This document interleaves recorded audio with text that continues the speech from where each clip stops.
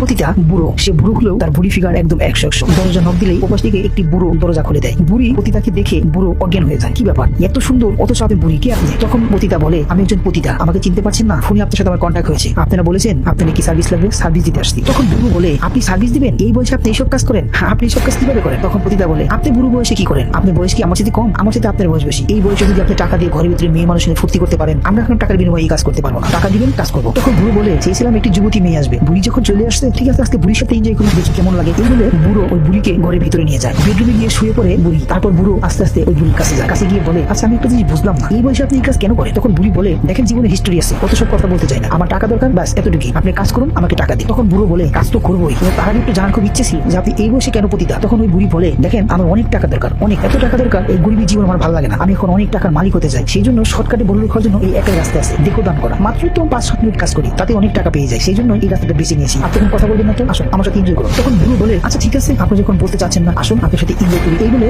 বুড়ো বুড়ির উপরে চলে যায় এবং আস্তে আস্তে তারা রোমান্স শুরু করে। তাদের রোমান্সের স্টাইল দেখে মনে হচ্ছে তারা আসলে বুড়ো বুড়ি না, তারা 17-18 বছর যুবক যুবতী। এভাবে তারা এনজয় করতে থাকে। ড্রয়িং রুমে বসে কথা বলছে লুটন। এনজয় করা শেষ, তার এক বন্ধুকে ফোন দিয়ে বলছে, শোন আমি একটি বুড়ি এনেছি, যা জিনিস একদম কচি মেয়ের মতো, তুই যদি চাস তোর বাসায় পাঠিয়ে দিতে পারি। ওপাশ থেকে বলছে, জিনিসটা যদি ভালো হয় তাহলে আমার বাসায় পাঠিয়ে দে, টাকা পয়সা নিয়ে বাঁচবে না। তখন বুড়ো বলে, আচ্ছা ঠিক আছে তোর বাসায় পাঠাবো। এমন সময় বুড়ো শুভকে ডেকে বলে, শুভ, এই শুভ। শুভ হচ্ছে ওই বাড়ির কাজের ছেলে। তখন শুভ এসে বলে, কি হয়েছে স্যার, ডেকেছেন? তখন বুড়ো বলে, হ্যাঁ শোন, আমার বেডরুমে একটি মহিলা আছে যার সাথে আমি সময় কাটিয়েছি, তুই এক কাজ কর, ওকে এই 5,000 টাকা দিবি আর এই অ্যাড্রেসটা দিবি, দিয়ে বলবি এই বাসায় চলে যেতে বলছে, সেখানে একটি কাস্টমার আছে। তখন শুভ বলে, আচ্ছা ঠিক আছে স্যার। এই বলে শুভ ওখান থেকে চলে যায়। বেডরুমে ঢুকে শুভ টাকা দিচ্ছে ওই পতিতাকে। ওই পতিতা টাকা নেওয়ার আগে বলছে, এত সময় লাগে টাকা নিয়ে আসতে? হঠাৎ করে তাকিয়েই বুড়ির চোখ কপালে উঠে যায় এবং শুভ চোখ কপালে উঠে যায়, কেননা এই বুড়ি হচ্ছে শুভর মা। শুভ যে বাড়ির কাজের লোক, সেই বাড়ির মালিকের সাথে শুভর মা এরকম নষ্টামি করেছে। তখন শুভ বলে, ছি মা ছি, তুমি এটা কি করলে? তুমি কিনা এইসব কাজ করো? আমি তোমার জন্য দিন রাত পরিশ্রম করি, তুমি নাকি অসুস্থ, এই বলে বলে তুমি এইসব নোংরা কাজ করছো আমাকে না জানিয়ে। তখন বুড়ি বলে, দেখ আমি এইসব কাজ করেছি, তুই যখন জেনেই ফেলেছিস তাহলে তোকে লুকিয়ে রেখে লাভ নেই, আমি কেন এইসব কাজ করি শুনবি? তখন শুভ বলে, কেন কেন এইসব কাজ করো? তুমি আমাকে বলো, তোমাকে তো কোনো কিছু অভাব দেয়নি, টাকা পয়সা যখন যেরকম লাগে আমি সবই দিই, তবু তুমি কাজ কেন করো? তখন ওই বুড়ি বলে, শোন তোর ব্লাড ক্যান্সার হয়েছে, ডাক্তার বলেছে তোর অপারেশন করতে হবে, সেখানে টাকা লাগবে প্রায় 5 লাখ। তুই যে টাকা ইনকাম করিস সেই টাকাতে তোর চিকিৎসা হবে না, সেই টাকা জোটানোর জন্য আমি রাস্তাটা বেছে নিয়েছি, আমাকে তুই মাফ করিস। আমি পতিতা, আমি মানুষের দেহ দিয়ে বেড়াই, বিনিময়ে যে টাকা নেই সেই টাকা নিয়ে আমি নিজে চলি না, আমি নিজে খাওয়ার জন্য না, আমি টাকাগুলো জমাচ্ছি শুধু তোর চিকিৎসার জন্য, তুই কিছু মনে করিস না বাবা, তুই কিছু মনে করিস না। এই বলে পতিতা ওখান থেকে চলে যায়। শুভ অবাক হয়ে যায়, আমার মা কিনা আমাকে বাঁচানোর জন্য এই রাস্তায় নেমেছে। প্রিয় ভিউয়ার্স, আমাদের এই গল্পটা সম্পূর্ণই কাল্পনিক, তবু এই গল্প থেকে শিক্ষণীয় বিষয় হলো এটি, এই শুভর মা যে কাজটি করেছে এই কাজটি সম্পূর্ণই খারাপ, কিন্তু কি করবে এই সমাজ, এই দেশ, কেউ দেবে এই শুভর চিকিৎসার জন্য 5 লাখ টাকা? দেবে না। আর মা, সে করতে পারে পতিতা, মা তো মাই, মা কি চায় তার চোখের সামনে তার সন্তানটা মারা যায়? সে কখনো যাবে না। তাই তার সন্তানকে বাঁচানোর জন্য তার শেষ জীবনের যে জিনিসটা সেটাই বিলীন করে দিচ্ছে মানুষের কাছে। আমরা প্রথমত কি ভেবেছিলাম, আমাদের নজরটা ছিল কোন দিকে, কিন্তু গল্পের শেষে সে নজরটা কোন দিকে চলে গেল একটু চিন্তা করে দেখুন। শুধু চোখের দৃষ্টিটা চেঞ্জ করলেই সমাজটা বদলে যাবে। আমাদের এই গল্প দেখে যদি কারো খারাপ লেগে থাকে অবশ্যই আপনারা ক্ষমা দৃষ্টিতে দেখবেন, আর ভালো ভালো গল্প পেতে আমাদের পেজে লাইক করে শেয়ার করে সাথেই থাকুন। ধন্যবাদ সবাইকে।